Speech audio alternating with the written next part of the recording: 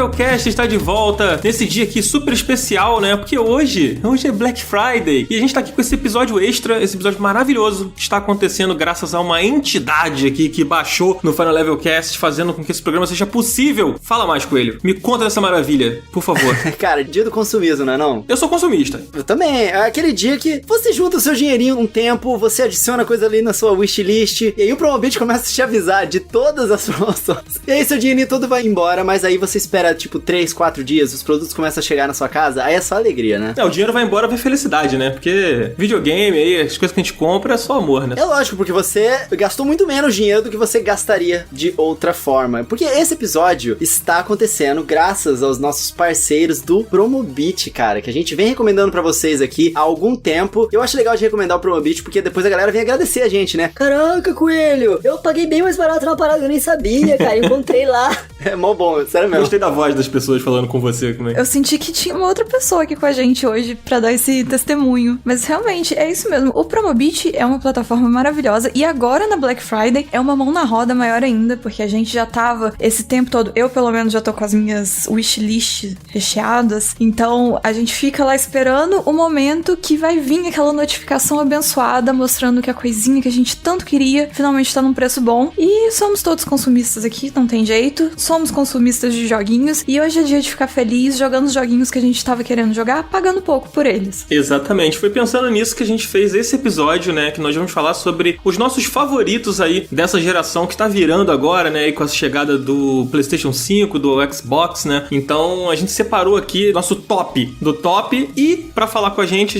trouxe um convidado aqui que vocês sempre ouvem a gente falando dele, mas ele nem sempre aparece muito por aqui, ele não está à venda no Promobit, mas ele tá aqui no Final Levelcast, que é o nosso querido Cardoso, cara. Bem-vindo aí, Cardoso. Chega mais. Olha, depende do valor, tá?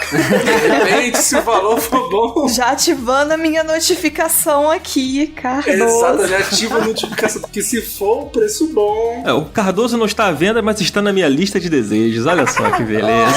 Garoto. Eu juro que eu escrevi aqui Cardoso na minha lista de desejos do Promobit neste momento. O que será que vai aparecer? Eu quero saber o que eu vou ser notificado com isso. Gente, queria dizer que é um prazer estar aqui, ter sido convidado por vocês para participar desse programa maravilhoso. Estou muito feliz e vamos falar de joguinhos aí. Você nem é suspeito, né, pra falar que o programa é maravilhoso. Eu escrevi Cardoso aqui no Promobit. Apareceu um carrinho de bebê cor-de-rosa chamado Totoquinha, menina caixa parda individual Cardoso. Totoquinha! Cara, é isso, é o meu produto. Olha, saíram de R$80 por R$49. Cardoso, eu vou comprar sua Totoquinha. Cara, por favor, eu preciso muito. Então é isso aí, papais e mamães que estão aqui ouvindo o Final Levelcast já sabem, na hora de comprar um carrinho, compra o carrinho Cardoso.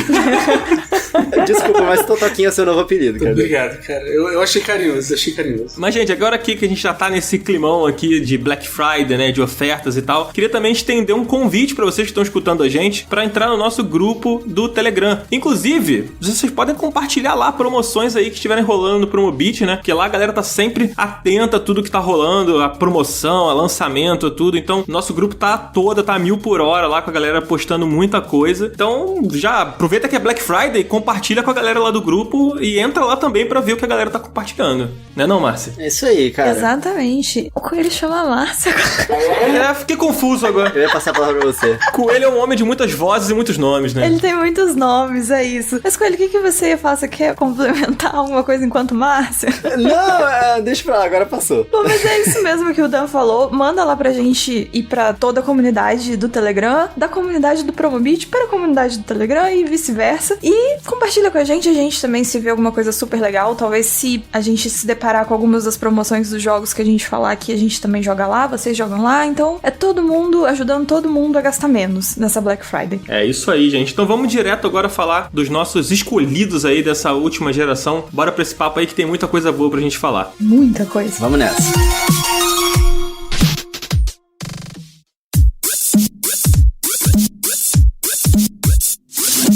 Os melhores jogos da geração. Quem acompanha o Final Level Test... Hoje a gente vai falar sobre os melhores jogos dessa geração, que lá no iniciozinho do Final Level Cast, pra quem tá acompanhando há bastante tempo, a gente falou sobre os mais influentes da década, né? Hoje vai ser um pouquinho diferente, a gente vai falar sobre os melhores pra gente, é obviamente que as opiniões vão divergindo e vão mudando, e as pessoas já esperam que eu vou falar só de jogos Nintendo, cara, mas eu acho que eu vou puxar um aqui, que foi bem marcante pra mim nessa geração, e eu acho que foi uma nova direção pra uma série muito querida, que deixou a marca aí também na indústria, que foi o Resident Evil 7, né, galera? Vocês concordam comigo que esse aqui pode ser considerado um dos melhores da geração? Cardoso, o que você acha? Eu não terminei de jogar Resident Evil 7 porque eu sou um cagão.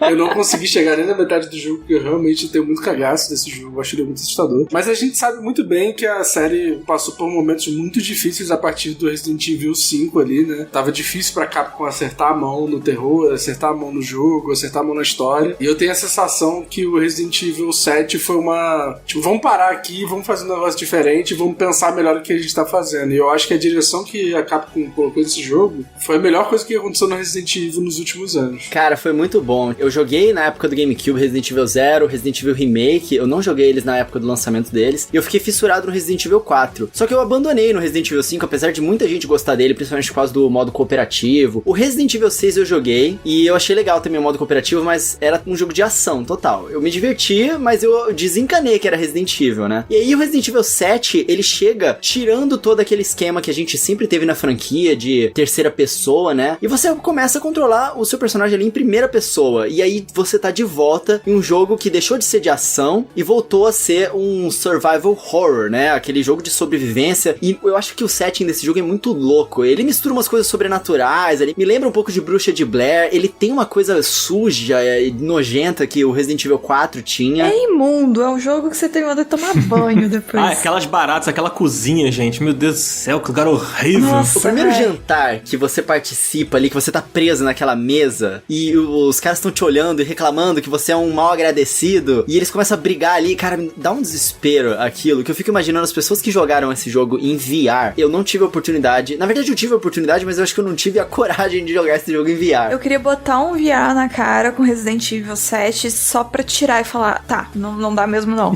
Porque eu acho que eu não conseguiria mais de 30 segundos. Eu não joguei, porque eu também sou muito cagona, mas eu tentei assistir no YouTube, porque eu falei, aqui eu estou salva, mas mesmo assim eu não consegui 100%, então imagina um VR. Eu acho legal do Resident Evil 7 é que ele é ousado em todas as camadas dele, né? Primeiro que ele muda pra primeira pessoa, um jogo que é tradicionalmente em terceira pessoa. Inclusive tem muito fã do Resident Evil que torce o nariz até hoje por causa disso. E o segundo é que ele tira o protagonismo daqueles personagens que todo mundo ama, né? Você não joga com o Leon, você não joga com a Jill, você não joga com o Chris, você joga com o Ethan, né? Que é o protagonista que tá em busca da esposa dele, né? E, cara, isso é muita coragem, sabe? Você pegar um jogo, você numerar o jogo, ou seja, ele é da franquia principal, não é um spin-off, e ele é um eco do que foi o PT, né? Do Silent Hills, assim, claramente inspirado, assim. Nossa, eu nunca tinha feito essa correlação. É, porque o PT é de 2014, e o Resident Evil acho que é o quê? 2016? O 7? E acho que ele pegou muito ali, sabe? Da coragem daquele Silent Hills, que também fazia a mesma coisa, né? Colocava o jogador em primeira pessoa, diferente dos outros Silent Hills, que você jogava em terceira pessoa. Cara, é um jogaço, assim, eu acho que ele é... Não é muito meu tipo de jogo, porque eu não sou muito fã de terror, mas, pô... O Resident Evil 7, a questão dele é que ele é assustador, só que ele não é desesperador a todos os momentos. Tem uns que são bem desesperadores. Porque a Capcom, ela mudou tudo no Resident Evil 4, né? O Resident Evil 4 deixou de ser aquele jump scare, né? Tipo de...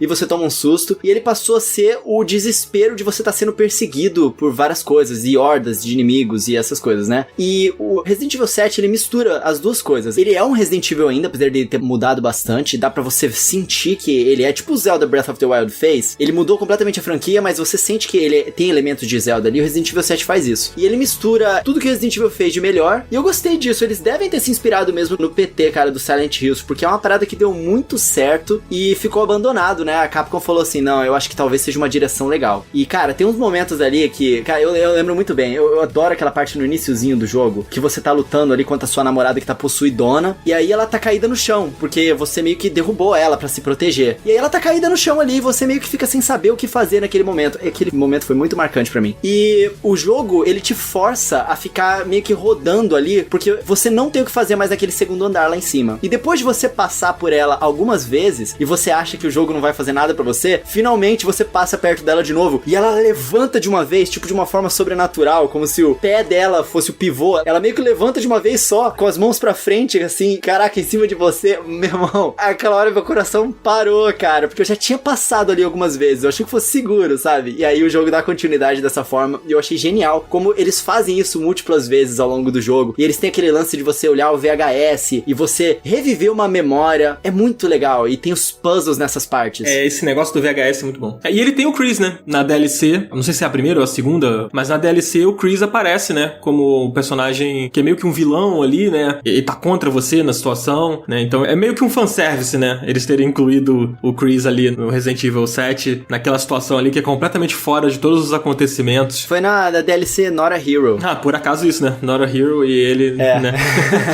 Muito bom. Cara, eu queria puxar um jogo aqui, agora indo pra um campo completamente diferente aí do terror do Resident Evil 7, que é o Overwatch, cara. Que é um jogo que eu sei que vocês acho que não curtem muito, mas eu joguei muito o Overwatch nessa geração, e ele é um jogo que até hoje, né, ele tem muita gente jogando, tem uma comunidade muito viva. Tipo, várias pessoas que gravaram aqui com a gente ao longo desse ano falaram do Overwatch, né? O Petró falou do Overwatch, que é um jogo que ele não consegue parar de jogar. Acho que o Damiani também falou do Overwatch, que é um jogo que ele não consegue parar de jogar. E ele é um jogo que eu joguei muito no PS4. Eu tenho mais de 1000 horas no Overwatch no PS4. Caraca, 1000 horas. Eu tenho 1100 e alguma coisa. Meu Deus. Você vai passar sua gamer tag pra gente verificar essa informação? Tem que atualizar a carteirinha gamer aqui, não é só falar e a gente vai acreditar. Tá bom, eu vou tirar um print, tá? Das minhas horas lá.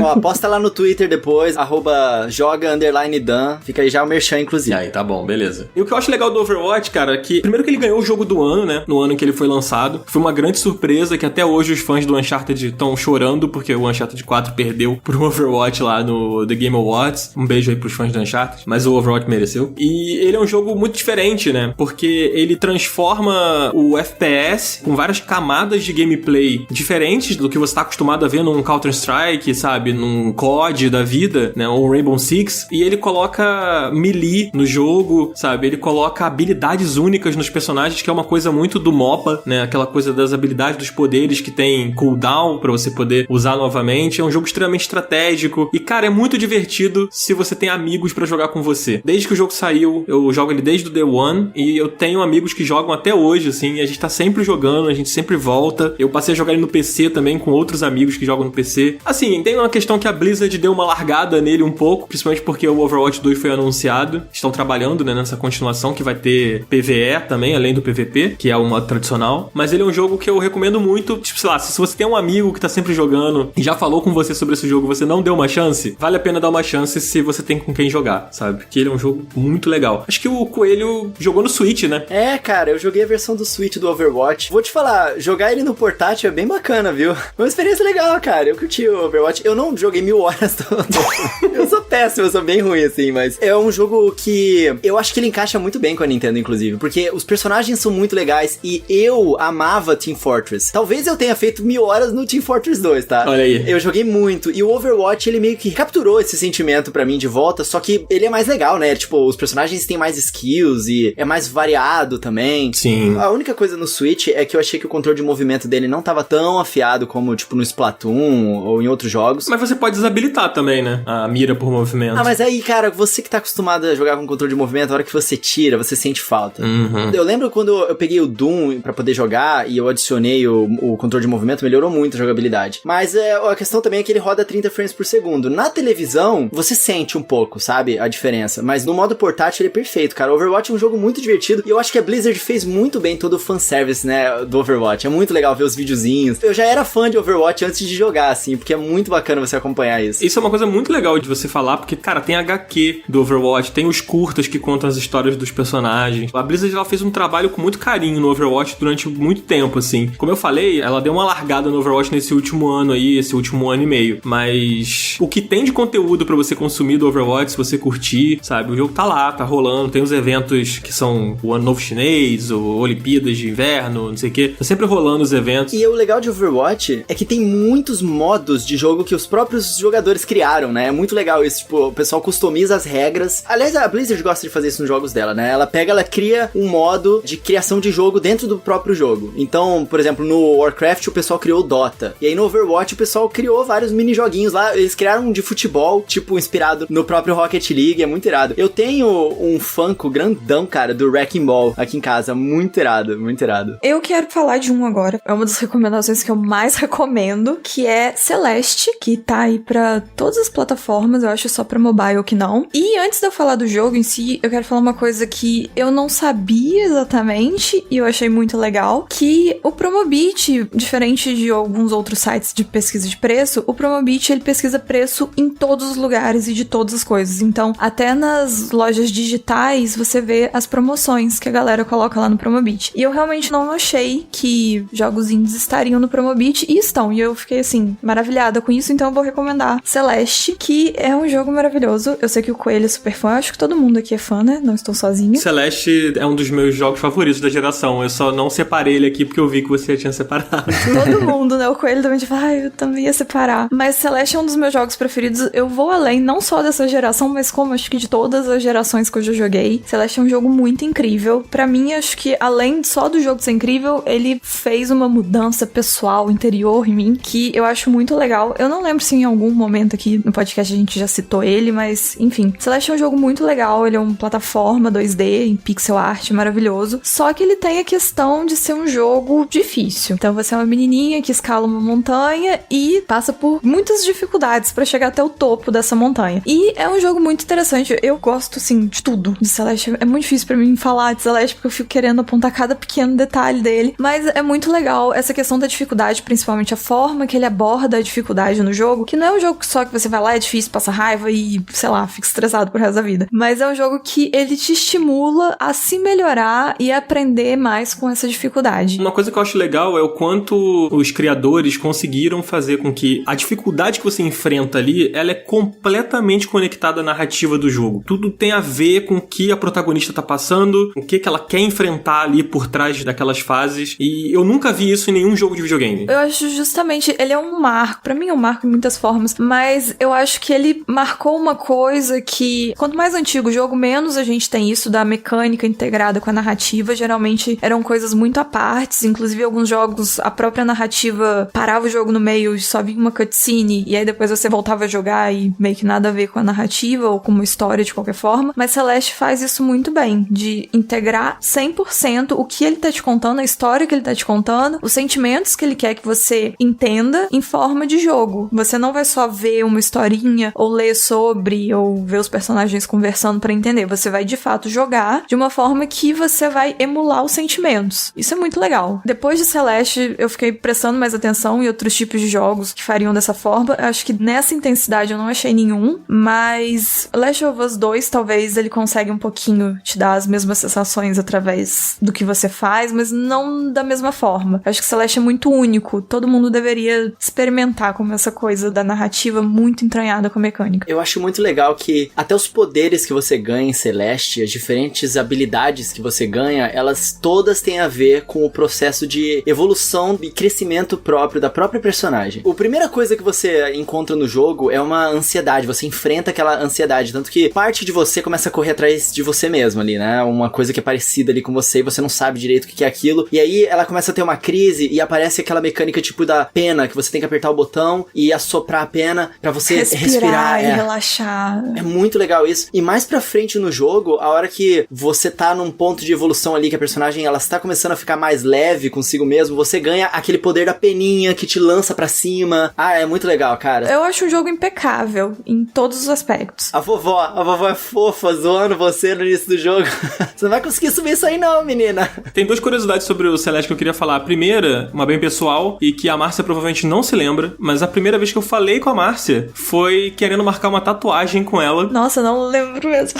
Olha só, tem muito tempo isso. Você ia vir ao Rio e você tinha postado no Instagram alguma coisa assim que você tava, tipo... Acho que eu tava indo pra tatuar, né? Isso, exatamente. E aí eu tentei marcar com você, mas aí acho que não rolou, não deu pra mim, sei lá, nem me lembro agora, mas sei que não rolou. Nossa, inclusive eu fiz uma tatuagem da Montanha Celeste, um amigo meu, e é a tatuagem mais linda que eu já fiz na minha vida. Eu acho que depois que eu fiz ela, eu falei assim, eu não preciso mais tatuar ninguém, nunca mais, porque eu fiz o que eu tinha que ter feito. A outra curiosidade que eu queria falar é que, assim, o jogo ele fala de temas muito sensíveis, né, e ele é um jogo bastante inclusivo em várias paradas, assim, e recentemente, né, a criadora do Celeste, ela falou que a Madeline, né, que é a protagonista do Celeste, ela é uma personagem trans, e a própria criadora do Celeste, né, que é a Mad Thorson, acho que é isso, ela é trans. Ela fala que ela se questionou por muitos momentos se a Madeline de fato era trans como ela, e ela recentemente no Twitter dela fez essa declaração, né, falando sobre a personagem e tal, o que eu achei super legal, assim, isso ter vindo à tona agora. Celeste é um jogo que tem muitas camadas, assim, sabe, de muitas coisas. É muitas camadas. Inclusive, quem quiser saber mais sobre, eu recomendo muito que leia o texto da criadora que ela postou gostou. Tem pouco tempo, mas é um texto muito legal, muito interessante e aborda justamente como a gente deveria lidar com histórias trans e representatividade de todas as formas. E eu gostei muito que ela apontou todos os pontos que as pessoas talvez cairiam em cima de, sei lá, algumas pessoas se sentirem de alguma forma traídas por isso, enfim. Mas é um texto muito legal e, de novo, Celeste bate em cima da tecla de que é um jogo que vai te fazer aprender coisas sobre você mesmo, independente de como você seja enquanto pessoa. Então, é um jogo muito bom, tanto de jogar, a mecânica é boa, a sensação de jogar é boa, a sua progressão, o retorno de você ficar melhor no jogo é muito bom, mas também é muito bom o que ele faz com você, no seu psicológico e a forma que você vê a vida. É um dos melhores da geração e de todas as outras gerações também. É um jogo que a gente vai falar muito dele por muito tempo ainda, então recomendo. Quem quiser ler o texto da Maddie Thorson, é só falar com a gente lá no Telegram ou marca a gente nas redes, que tá no Medium dela, então esse link é fácil da gente achar, mas se você não encontrar, diz pra gente que a gente manda. Então, galera, o jogo que eu trouxe aqui é um jogo que causou muita polêmica quando saiu. Tô falando de No Man's Sky. Ele é um jogo que teve um lançamento muito conturbado, porque a produtora do jogo, a Hello Games, eles fizeram muitas promessas em relação ao jogo. Era um jogo que prometia ser infinito e que você ia fazer não sei o que, ia fazer acontecer e tal, não sei o que. E aí, quando eles entregaram o jogo, primeiro, tinha uma performance muito ruim em todas as plataformas que ele saiu. Eu acho que ele saiu só pro PlayStation quando ele saiu. Ele saiu originalmente só pro PS4.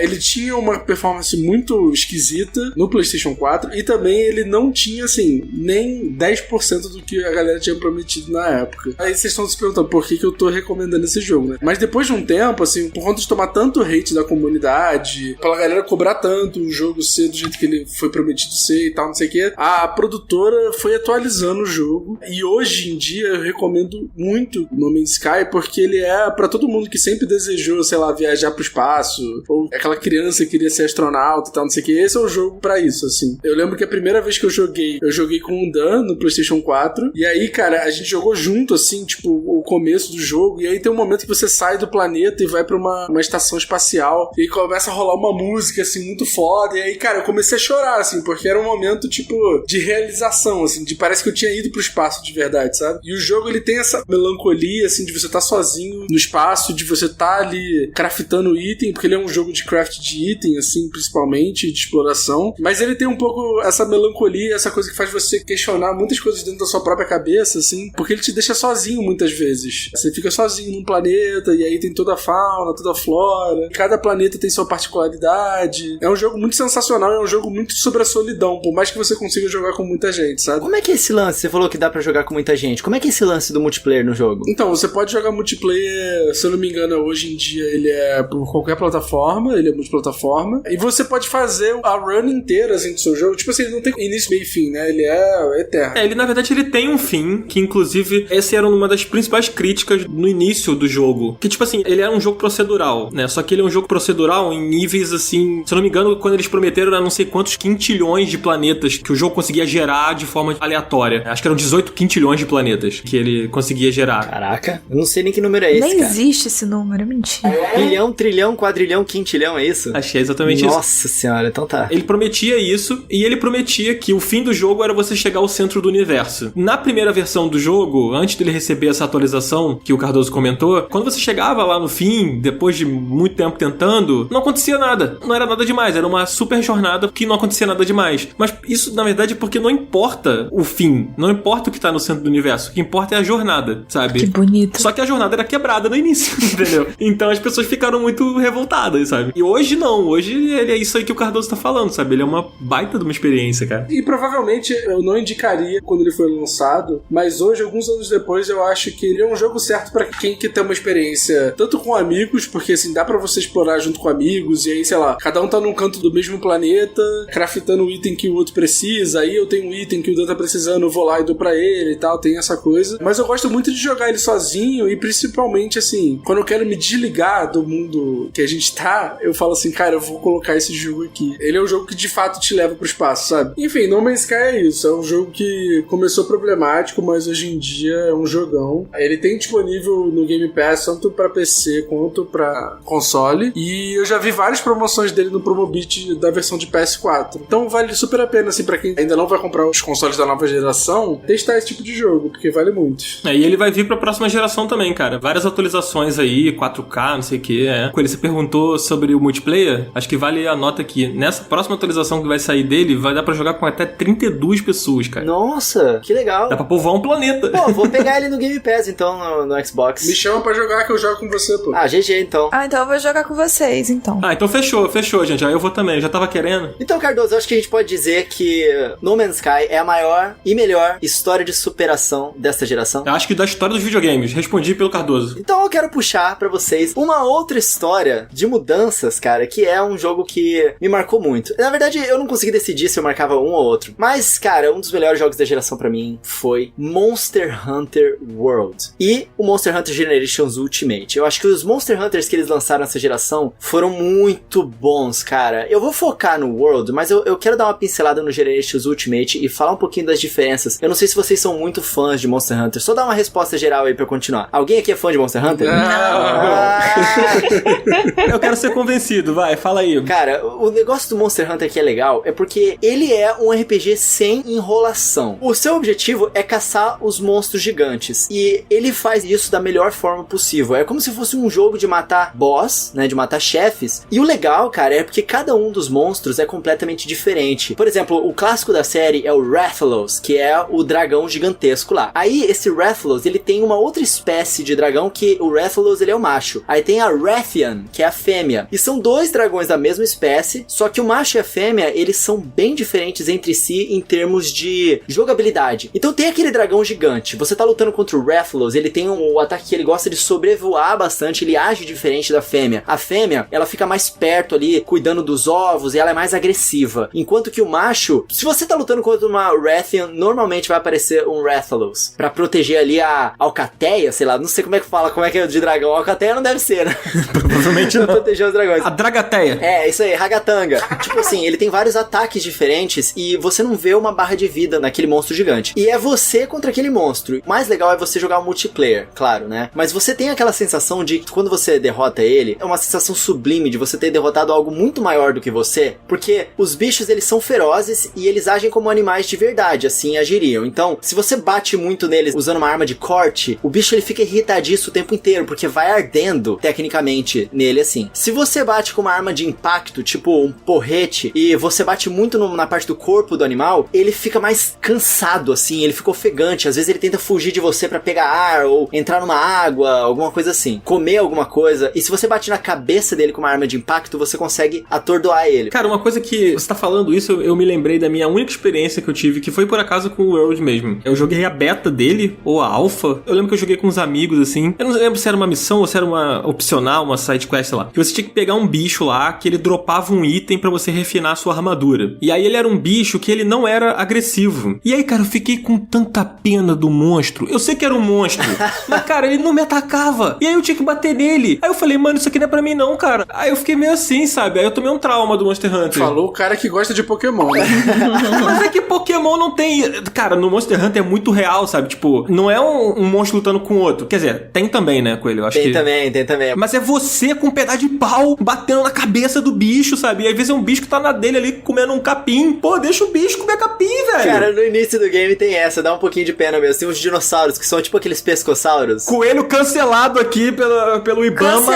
Cancelei Coelho. Inclusive, vou pedir a retiração do nome Coelho no Japão. Deixa só Japão ou algum outro nome que não seja um animal. E não dá pra ser nem mais Japão, né? A gente já conversou sobre isso também. Então vou entrar com uma ação. Tem um monstro, inclusive, que é um coelho. Aí você matou o coelho? Matei o coelho, mas eu ainda fiz a armadura dele. Que isso, E ela é boa contra o frio, ela é boa. Gente, o lance do Monster Hunter é isso. Um vilarejo de caçadores, você sobrevive dessa forma. É você contra a natureza ali, não tem jeito. É isso. É a forma de você conseguir sobreviver ali, entendeu? Esse loop de gameplay nesse jogo é muito bom. Caçar os monstros, pegar os materiais e ir evoluindo as suas armas, porque você não passa de level. Então, à medida que você vai evoluindo no jogo, você como jogador vai evoluindo. Tanto que os jogadores bons não precisam sempre de armaduras boas pra sobreviver em batalhas difíceis. O cara, ele vai melhorando, não é level só. Cara, é muito bom. E o Monster Hunter World, ele levou pra uma nova geração, assim. O jogo tem mais cutscenes, ele tem uma história um pouco mais interessante de você acompanhar. Não necessariamente a história em si é interessante, mas a narrativa é legal. A forma com que eles fizeram o multiplayer online, você tá no meio de uma missão e os seus amigos conseguem entrar no meio dessa missão, e o jogo, ele é muito mais expansivo na forma com que você explora fora. Tem muitas armas diferentes que, cara, cada jogador tem um estilo de jogo completamente diferente. Enfim, cara, é um jogaço. É o tipo de jogo que quanto mais você se dedica a ele, mais ele te recompensa. Eu acho que Monster Hunter é uma das séries mais recompensantes de você jogar. É muito gostoso. E definitivamente o World foi de muita qualidade, um dos melhores jogos que eu joguei essa geração, assim. Ouvintes aí, ó, que são fãs de Monster Hunter, eu tenho certeza que vocês vão concordar comigo. Mandem pra gente lá no Telegram. Venham concordar comigo no Telegram, por favor. Educar esses hereges, tá bom? Aqui do Final Level Cast. Muito obrigado. Quem vai educar aqui vai ser o Ibama, que eu vou te denunciar lá.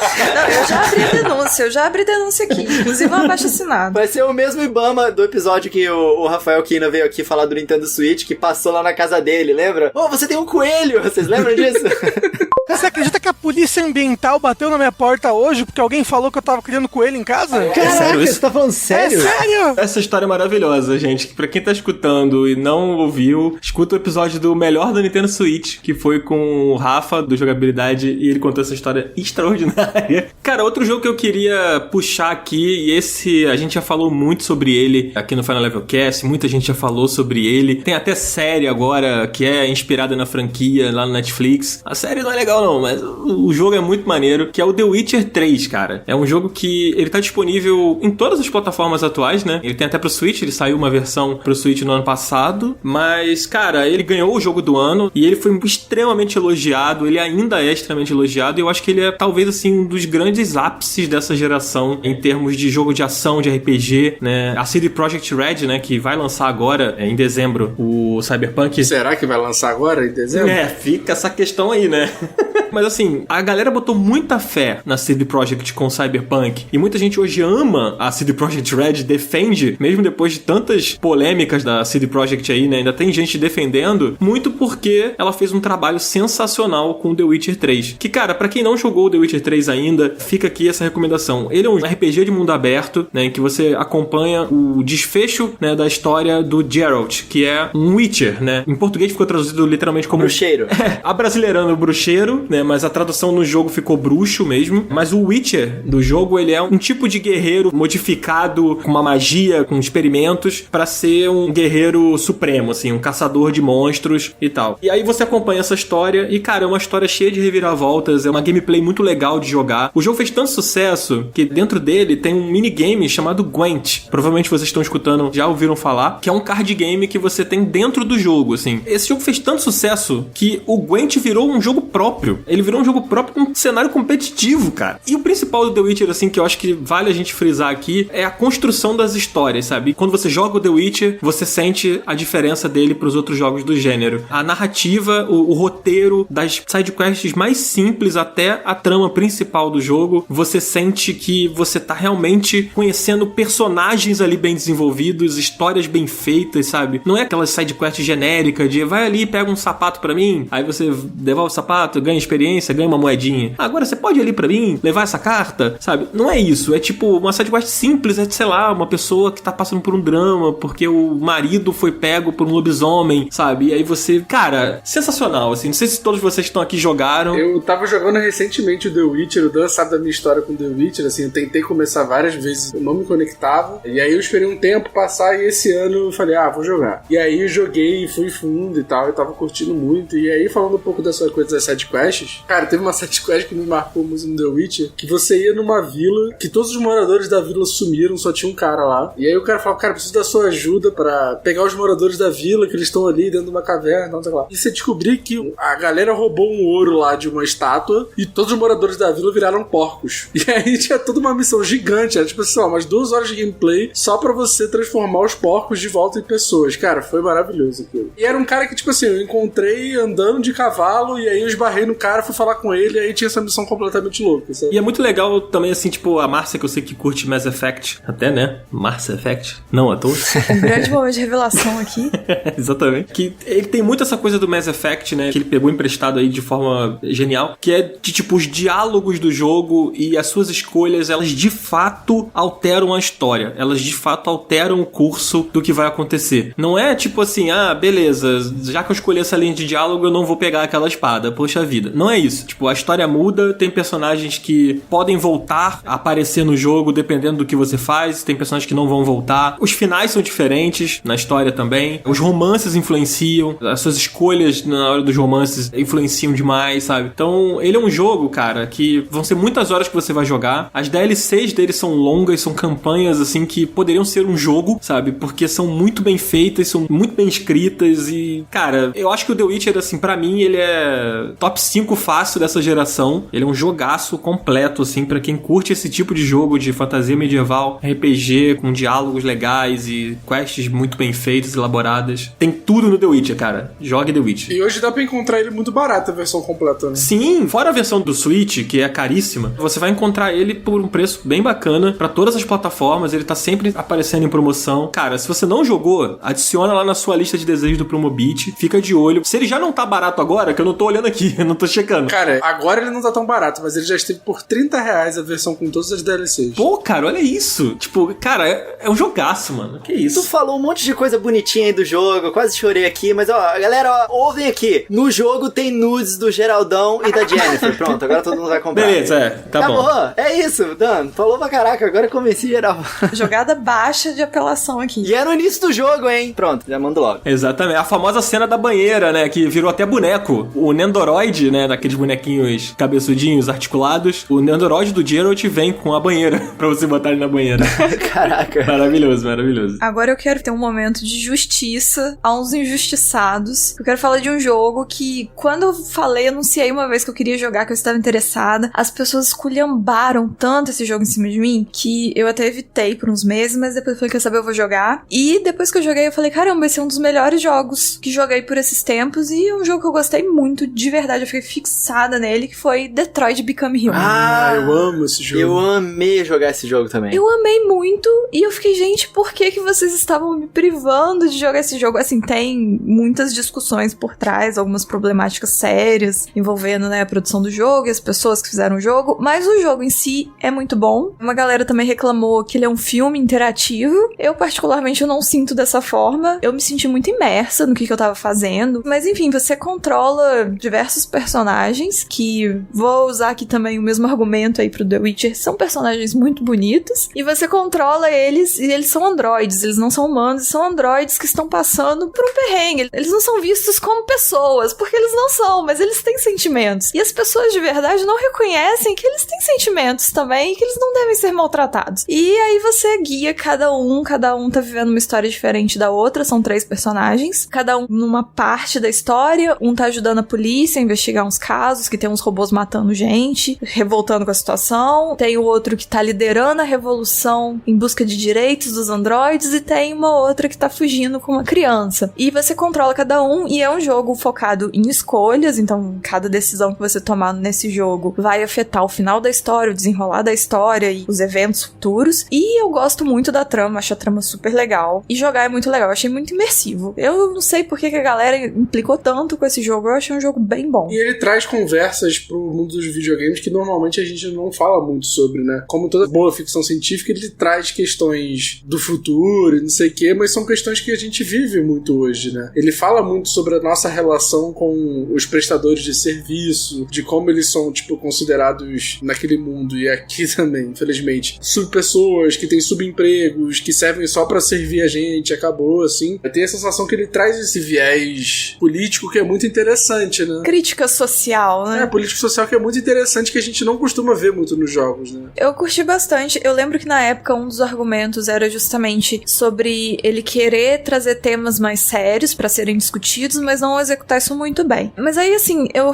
não peguei a época que o jogo foi lançado, então eu não lembro como foi feita a publicidade dele, mas eu, quando joguei, eu não tive a sensação que eles tentaram se escorar em lutas sociais reais e o tempo todo ficar fazendo uma relação direta com, por exemplo, uma luta contra racismo ou algo do tipo. Claro que isso foi inspiração, que foi base, assim como qualquer mídia, qualquer filme, série, etc., vai pegar como base temas reais. Mas eu acho que ele aplicou isso muito ao mundo e ao universo do jogo. Então, eu não posso falar muito sobre isso, porque, principalmente na questão de racismo e tal, eu não sou negra, então eu não posso falar exatamente por isso. Mas na minha percepção jogando, eu não senti que foi uma coisa que ele, sei lá, ele tratou o tema com pouca sensibilidade ou coisa do tipo. Eu acho que ele só pegou um tema real e adaptou pra uma história do jogo. E esse lance também, do pessoal falar assim, é um filme interativo. Cara, qual o problema de eu curtir um filme interativo, tá ligado? E como se isso tirasse o mérito do jogo, mas é um jogo bom. Uma das coisas legais desse jogo é você jogar e depois compartilhar com seus amigos como que foi a sua história, porque Sim. à medida que você vai jogando, as coisas diferentes vão acontecendo dependendo das suas escolhas, então cada um tem uma experiência relativamente bastante diferente até ao longo da história, e você fica tipo, caraca, então isso aconteceu com você, qual foi a escolha que você aconteceu ali? Então jogar o jogo é legal e depois conversar sobre ele é super legal também. Pegando esse seu gancho, Coelho, eu sou a única pessoa que eu conheço que matei a menina protagonista no final. Ninguém fez isso. Eu não sei o que eu errei. Eu não sei o quão cruel eu fui, que besteira eu fiz. Não, spoilers! Não existe spoiler nesse jogo.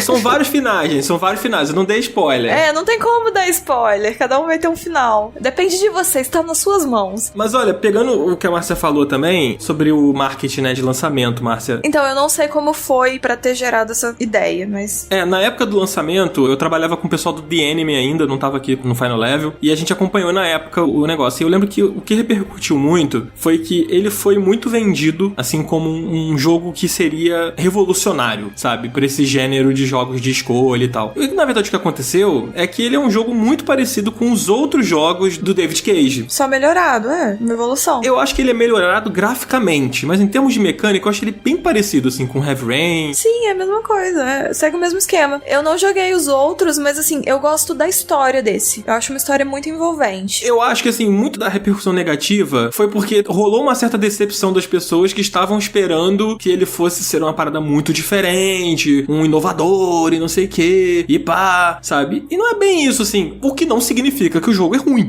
Como eu peguei anos depois, eu não peguei essa expectativa. Então, eu fui muito pelo contrário ainda. Eu fui com a expectativa lá embaixo, porque todo mundo falou mal pra mim. Mas é aquela coisa, todo jogo do David Cage vai ser uma revolução, né? Porque é assim que eles vendem todos os jogos dele. O Heavy Rain é muito bom, o Beyond Two Souls escorrega um pouco, mas eu acho que esse chegou num ponto legal, assim. Eu acho que o Heavy Rain, por exemplo, brilhou muito lá atrás, a galera fica sempre esperando que vai ser outro Heavy Rain. O Heavy Rain era bem legal, eu joguei no PS3, mas a temática dele nunca me agradou, cara. É mais simples, né? Mas a temática desse é super legal, cara. Desde o início do jogo ali, tipo, o Heavy Rain, eu achei que ele demorou um pouquinho pra me pegar. E Detroit Become Human, a primeira coisa que você faz já é uma escolha moral bizarra, tipo, nos primeiros segundos do jogo. É muito irado. Primeira missão, primeiro capítulo, não sei, do jogo, eu lembro que eu baixei a demo, por isso que eu fiquei encantada, que é essa primeira parte. E é muito legal. Você tá no topo do prédio, você tem que analisar a parada toda, e o androide deviante lá, e você tem que negociar com o sequestrador. Tem um monte de coisa, eu acho muito legal. Ele tem muitos detalhezinhos que influenciam, de fato, na história. É claro que não é uma revolução, tão como eles estavam vendendo, mas eu acho muito legal, e tem essa coisa que a gente tava falando. É legal de jogar, e é muito legal você ver também como que seus amigos jogaram, porque ninguém joga igual. E eu fiquei muito surpresa, até de pessoas que, sei lá, eu julgava que pensavam parecido comigo e teriam um final parecido, de terem ido pra um caminho completamente diferente do meu. Cara, deixa eu só fazer uma pergunta antes da gente seguir. Márcia, no início do jogo, o androide deviante, ele tá ameaçando a criancinha lá na beira do prédio.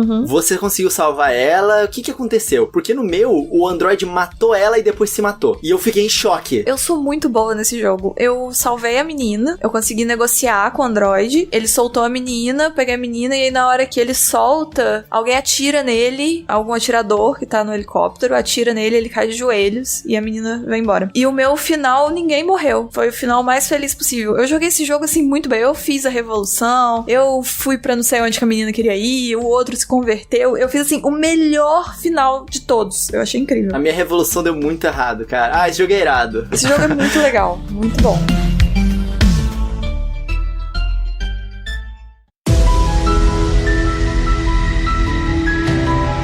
Então, eu vou trazer um aqui que é polêmico entre os grandes jogadores do game hardcore. O Dan detesta esse jogo, mas eu vou falar de Fortnite, que é um jogo muito importante para essa geração, e eu digo que é um dos mais importantes, porque por mais que o PUBG tenha sido o primeiro Battle Royale a explodir e tal, o Fortnite, ele foi o jogo que colocou nas massas o Battle Royale, sabe? Ele é um jogo que tem atualização toda semana, ele é um jogo que tem eventos o tempo inteiro, ele tem eventos do mundo mundo real dentro do jogo. Então, assim, teve um show do Travis Scott dentro do Fortnite, que foi um evento muito foda. Cara, eu achei isso incrível. Eles fizeram um modo de jogo que era só pra ver o show, né? Você só descia lá e curtia o show mesmo, assim, era pra curtir o evento. Ele aparecia gigantão, né? Pisando. Não, e você ia pro espaço, era uma viagem, assim. Cara, isso é uma evolução foda do que o Warcraft e os MMOs fazem, né? Tipo, Ano Novo, que eles fazem festa de Ano Novo dentro do jogo, sabe? E aí tem queima de fogos e a galera passava o Réveillon dentro do Warcraft, dentro do Final Fantasy XIV, sabe? Só que isso aí, tipo, é um evento como se fosse um Réveillon, assim, né? Que, tipo, reúne todo mundo pra ver. Só que, cara, é um evento da vida real, sabe? Com uma pessoa ali fazendo um show. Isso, nossa, é demais. O Fortnite é um jogo repetitivo, é um jogo sobre repetição. O Battle Royale, ele é um gênero de repetição. Você sempre vai cair naquele mapa, vai ter aquelas 100 pessoas e aí o negócio é matar ou morrer. É só isso. Em tese é o Hunger Games, né? É só isso. Mas o Fortnite, ele, com as atualizações semanais, com os desafios, com as temporadas que tem uma história, por exemplo, agora tá tendo uma temporada da Marvel. E aí são com todos os heróis da Marvel, tem skin pra cacete de tudo, tem skin de todos os personagens e tal. Então, assim, ele era pra ser um gênero extremamente repetitivo, mas a equipe da Epic conseguiu fazer um Battle Royale se tornar sempre diferente, sabe? Tipo, o Fortnite, ele tá sempre mudando o tempo inteiro. Porra, hoje o Fortnite, por exemplo, é o jogo mais rentável do mundo. O PUBG, hoje, ele não consegue atingir tanta gente, sabe? Por isso que eu trouxe Fortnite, porque essa temporada da Marvel tá muito boa, já gastei muito dinheiro com roupinha. Ah, aí ó, agora quero que vocês zoem o Cardoso também, hein? Por favor. Ah, mas é porque você é louzeiro, Coelho. Ah, não vem não. Ô, Fortnite Zero aí, ó, não pode falar muita coisa não, tá?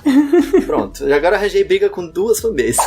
Eu só quero me defender aqui, que o Cardoso falou que eu não gosto do Fortnite. Meu problema não é com Fortnite, meu problema é com Battle Royale, assim. Mas é porque eu sou muito ruim, gente. Aí é muito frustrante, sabe? Frustrante sou eu, sempre pedi, vamos jogar um Fortnitezinho só um pouco. Ele, não, esse jogo eu não quero. É foda, cara, só tem que jogar o Overwatch dele, é foda. O Cardoso, ele tá no vício ali do Overwatch mesmo, porque outro dia ele veio chorar pra mim na DM, pô, o Luca trabalha com o Cardoso também, né? O Luca trabalha comigo. E aí o Cardoso, pô, tu tá dando muito trabalho pro Luca, ele não quer mais jogar Fortnite comigo, não sei o quê.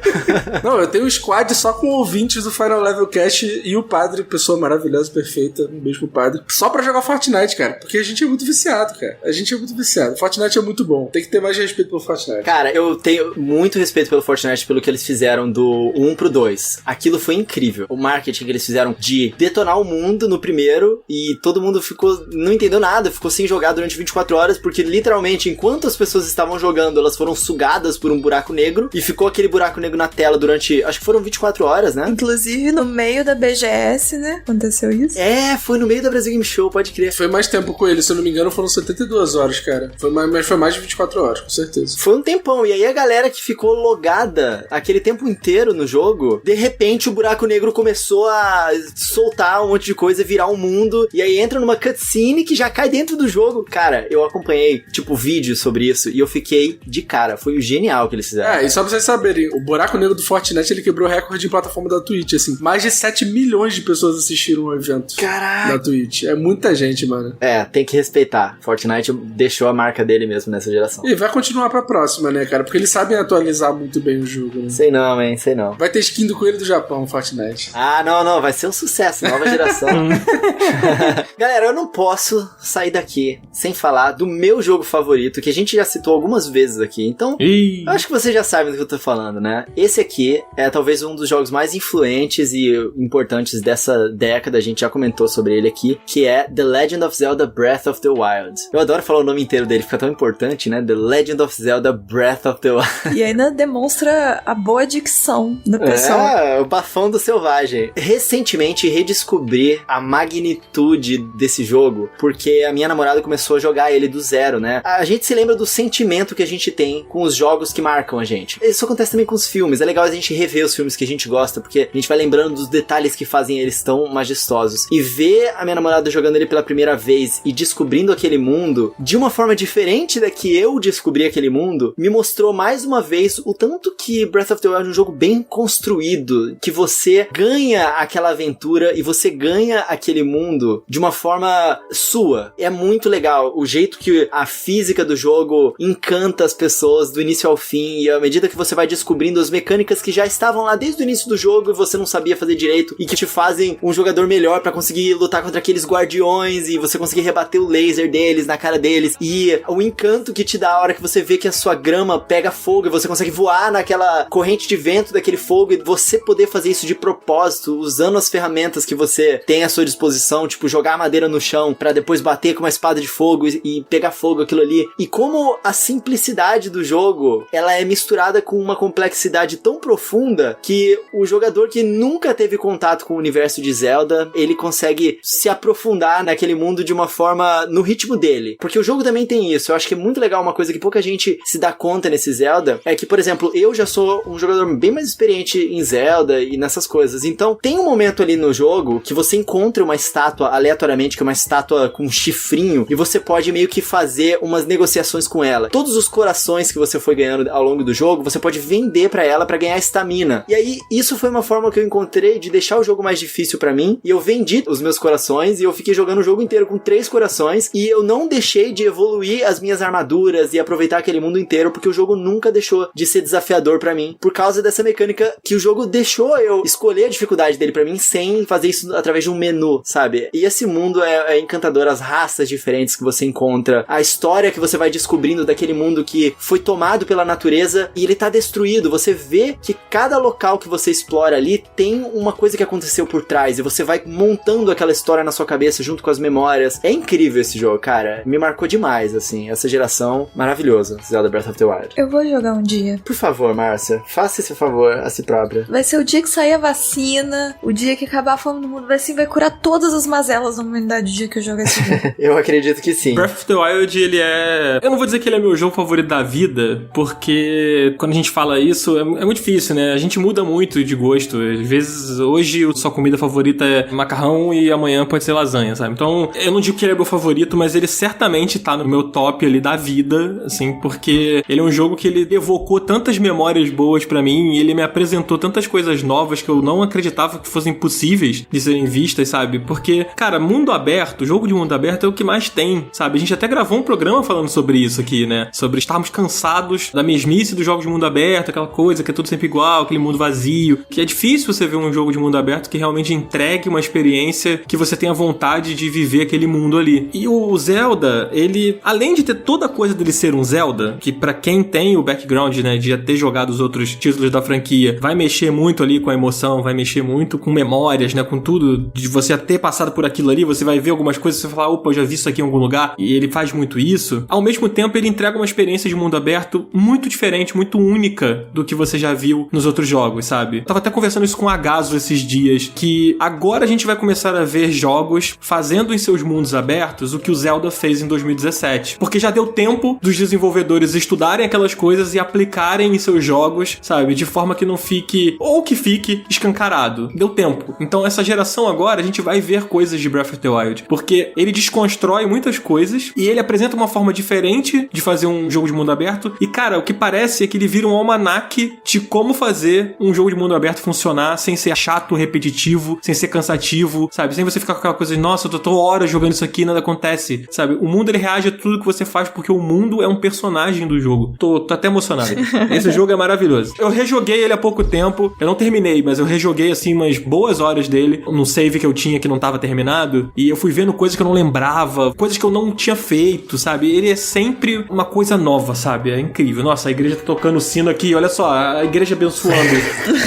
O que eu acho incrível do Zelda é que quando eu tava jogando, eu falava assim, nossa, que pedra legal, deixa eu subir ali pra ver se tem alguma coisa. E aí chegava lá naquela pedra que você olhando de longe era só uma pedra, e aí tinha uma shrine, tinha alguma coisa pra você fazer, tinha algum personagem, tinha alguma luta maneira. Então assim, pra todo lugar que eu apontava tinha alguma coisa legal pra fazer, sabe? Eu lembro muito bem daquela shrine, daquela ilha que você fica sem arma nenhuma. Nossa, maravilhoso. Caraca, é muito maneiro. Sabe uma coisa muito legal que eu vi a minha namorada experienciando e eu achei muito maneiro, porque foi assim comigo também? Ela tava já vivendo aquele mundo já há um tempo e ela já tava meio que se acostumando a ele. Até que, em dado momento, o jogo ele é bem silencioso, você ouve bastante os sons da natureza, né? Porque não tem uma música tema tocando no mundo o tempo todo. E aí ela começa a ouvir uma sanfona do fundo e ela tipo, cara, que parada é essa? E aquela sanfona vai longe, ela ecoa o barulho dela, né? E aí ela foi indo na direção da música, procurando, até que ela encontra um pássaro, que é o Cass, tocando aquela sanfona, e ela, antes de falar com ele, ficou parada, maravilhada, ouvindo aquela música de um bar do pássaro no meio de uma planície linda, e é muito emocionante isso, porque daí você conversa com o Cass e ele tem a história dele, que ele tá tá viajando o mundo, tentando encontrar os ensinamentos do professor dele, e aí ele te conta uma anedota da vida dele, e sempre aquilo ali, se você pescar, ela tem a dica de alguma coisa que você pode fazer naquele local. Porque o jogo, ele nunca te passa um objetivo claro. São sempre contos, ou lendas, ou histórias que alguém ouviu, ou algo do passado, um enigma, e aí você tem que ir atrás daquilo pra desvendar um mistério. Cara, os do cast são sempre super legais, e foi muito maneiro ver ela experienciando isso. Esse jogo é marcante demais, cara. Essa observação que você fez é muito legal com ele, essa coisa de que, sem a gente se alongar muito aqui, só um comentário mesmo, que é de você prestar atenção no que os personagens falam. Quando eu tava jogando, né, quando eu tava rejogando, eu conversei com uma NPC que eu nunca tinha conversado, que ela fala sobre a localização do Hylian Shield, né, que é o escudo famosíssimo do Zelda, né, que ele tá num lugar específico, não vou falar aqui, mas que você pode ir lá a qualquer momento buscar ele. E aí ela fala que, tipo, ela ouviu de uns soldados umas anotações, sabe, de que o escudo estaria num lugar tal. E, tipo, eu sabia que o escudo tava lá porque alguém me contou na época que eu joguei, sabe? Mas eu nunca tinha visto isso dentro do jogo, sabe? Alguém falando sobre isso. E tem um NPC que fala. E é uma parada tão importante, sim, né? Sim, é super importante. E, tipo, é uma NPC aleatória que fala isso pra você em um estábulo. É muito da hora isso. Queria muito ver um Zelda todo traduzido em português brasileiro. Ah, queria muito. As pessoas iriam tirar muito proveito disso. Eu acho que ia ser mais acessível, sabe? Pra muita gente. Gente, queria falar de mais um jogo aqui. Esse é uma indicação bem legal também, que é o God of War, cara. Normalmente eu falo muito da Nintendo, né? Eu tenho aqui na minha lista o Super Mario Odyssey também pra falar. Eu não sei se a gente vai ter tempo pra falar de tudo que a gente separou, porque, gente, a gente tá falando de uma geração inteira. No final a gente só sai gritando os que faltou e... Exatamente. Eu já dei spoiler aqui do Mario Odyssey.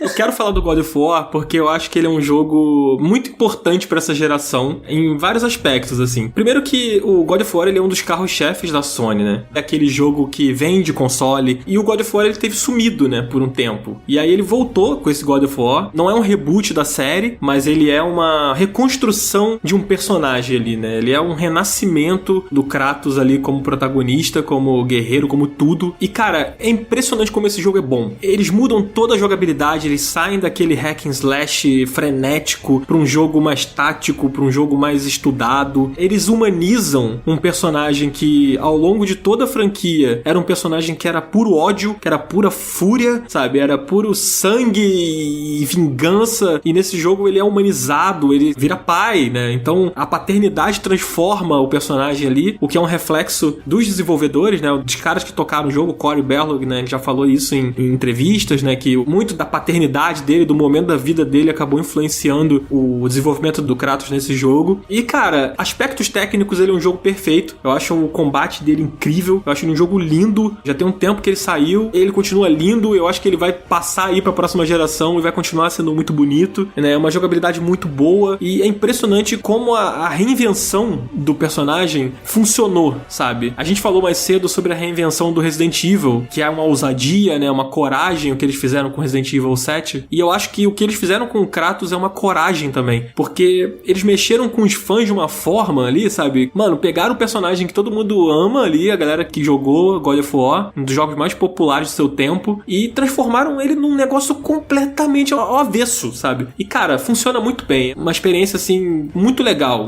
mesmo. E, cara, é um jogo que hoje você encontra ele por um preço muito legal, né? Na época que ele saiu aquele preço cheio e tal, e ele é um exclusivo, e os exclusivos da Sony, eles costumam baixar de preço, né? Depois de um tempo. E o God of War, ele, cara, já apareceu, vou até olhar aqui no Promobit pra ver quanto ele tá no momento.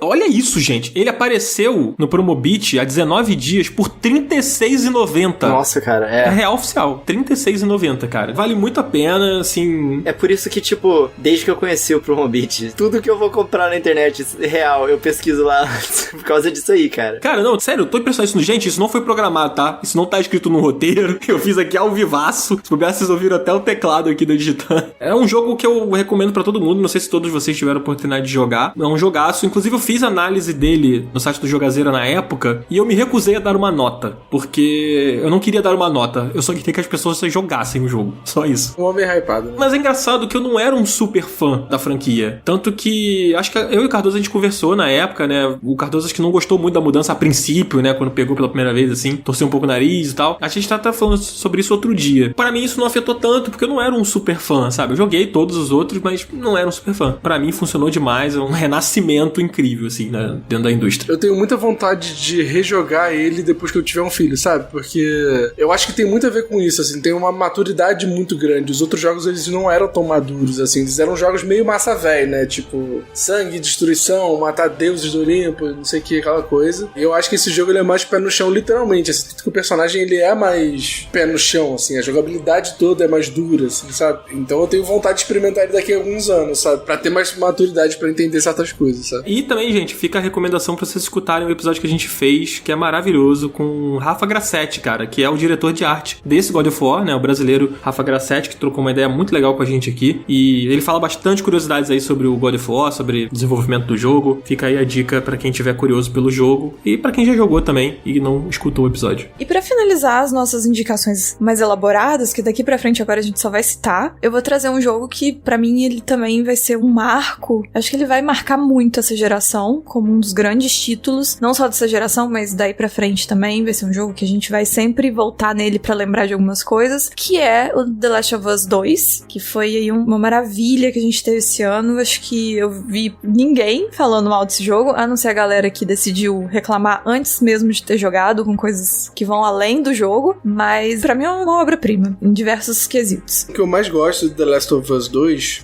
eu sou muito fã do primeiro, e eu acho que ele tem uma coragem que é difícil ver nos jogos. E ele tem uma coisa que, assim, ele brinca muito com a coisa do protagonismo, né, assim, de quem é protagonista da história, assim, sabe? O primeiro, ele tinha uma história muito linear, assim, e o segundo, ele tem uma história, apesar de ser linear, ele tem uma história que te coloca em outros pontos, em outros lados, sabe? Tanto que tem um momento ali no jogo que eu falo assim, cara, eu não quero mais brigar com ninguém, eu quero que vocês parem, porque vocês são duas pessoas boas, sabe? Vocês são duas pessoas que eu gosto. Pra mim, o marco, assim, não é nem que ele revolucionou, fez algo muito inovador, mas ele conseguiu fazer algo semelhante, igual eu tinha citado na hora que eu falei de Celeste. Ele conseguiu botar a gente na pele do personagem, entender os dois personagens que estão em opostos de opiniões e posições na história do jogo, e ele fez a gente entender num nível acima também, que além da gente entender o personagem, a gente entende a história dos dois lados, dos dois ângulos, mas a gente também entende a mensagem que o jogo quer passar, que é uma mensagem que vai além da visão dos personagens que a gente tá jogando. E isso pra mim é a coisa mais fantástica, que ele faz a gente de fato entender coisas que a gente não entenderia sem ser passando por elas, e a gente só consegue passar por elas com essa intensidade num jogo. Num filme a gente não conseguiria da mesma forma. E o Last of Us faz isso muito bem. Ele é um jogo muito bom de emular sensações. De no final a gente tá, isso que você falou, eu não quero mais briga, eu não aguento mais. Você vê que aquela caça por vingança, aquela coisa toda não leva a nada, e você tá vendo que aquilo não leva a nada, só que você já tá, a partir de um certo ponto do jogo, mais do meio pro final, você se destaca um pouco da história, de sair da pele do personagem, pra ter uma visão de fora da situação. E aí você consegue entender, porque você já entendeu na hora ali, diretamente, quando as coisas acontecem, você já entendeu a sensação, mas você se destaca ali pra olhar de fora e falar, gente, não é assim. Isso eu acho fantástico demais. É um jogo que você termina, você fica meses pensando a respeito. E que é legal que ele tem um background, uma história que o primeiro tinha muito e o segundo tem muito pouco, e que foi muito benéfico, que é a coisa toda dos zumbis e tal, e da doença, que assim, tem alguns momentos do 2 onde isso tá presente, assim, mas no geral ele fala muito mais sobre a situação de estar no limite o tempo inteiro, que é o que esses personagens passam, né? Tanto que a gente nem lembra que é um jogo de zumbi. Ainda por cima, se você for falar pra alguém sobre The Last of Us 2, você nem lembra de falar na base, né, da situação que aconteceu um apocalipse zumbi ou coisa do tipo. Você nem lembra de falar isso, porque isso é tão um pano de fundo, é uma coisa tão banal frente a todos os outros temas, que são temas muito mais reais e muito mais bem elaborados. Inclusive, vale a gente comentar aqui que a gente fez um episódio muito legal sobre o The Last of Us Part 2, que a gente recebeu o Bruno Silva e a Carol Costa, né? É um review, assim, bem aprofundado sobre todas essas questões, assim, que a gente, né, não tá dando spoiler aqui. Nesse programa a gente dividiu ele em com e sem spoiler, então você que tá ouvindo agora que não jogou, depois que você jogar, você pode ouvir a parte que é sem spoiler lá, e você que já jogou, né, e que não escutou o episódio, pode ouvir ele todo, tanto a parte sem spoiler como spoiler tranquilo, que a gente debate. É o programa 21, galera. É isso aí.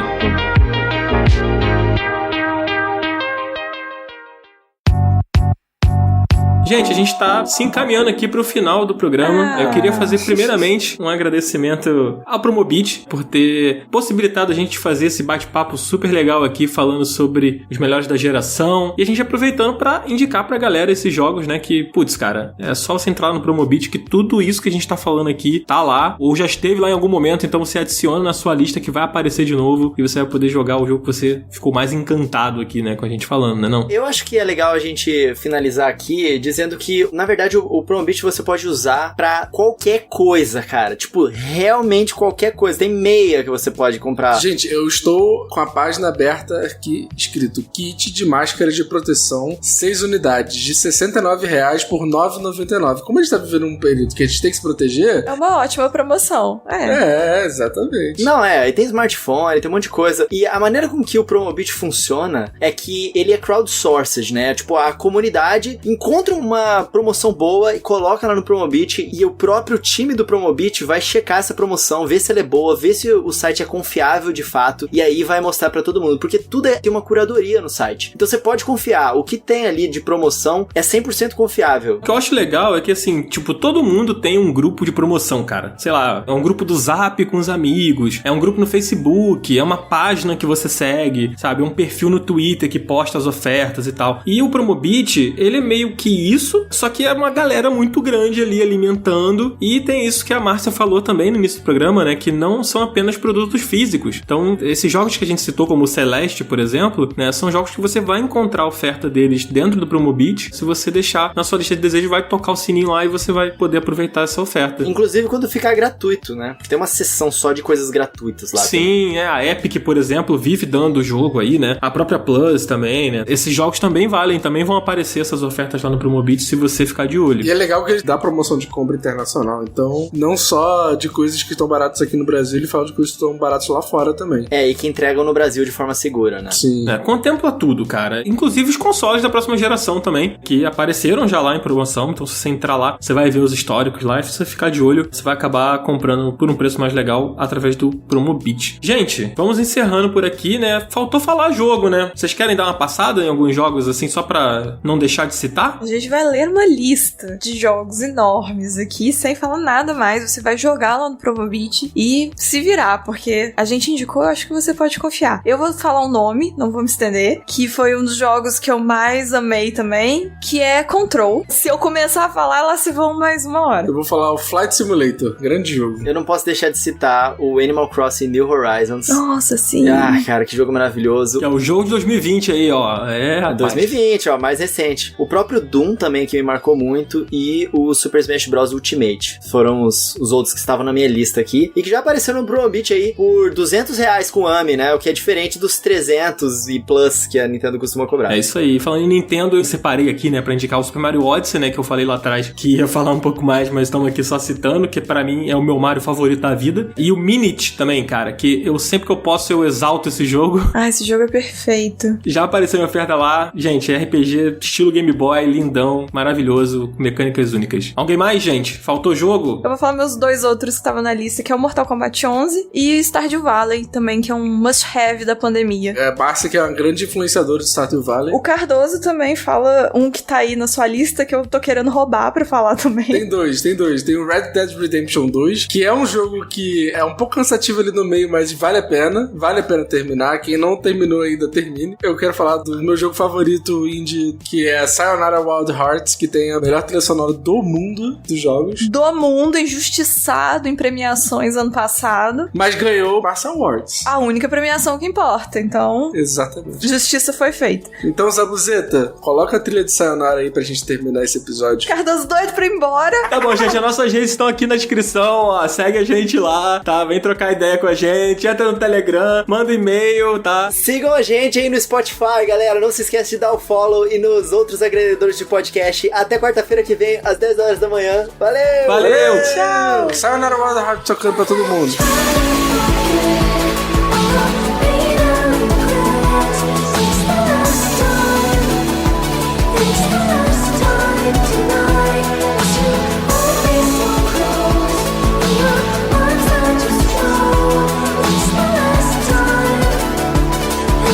Strangely alive, need to understand.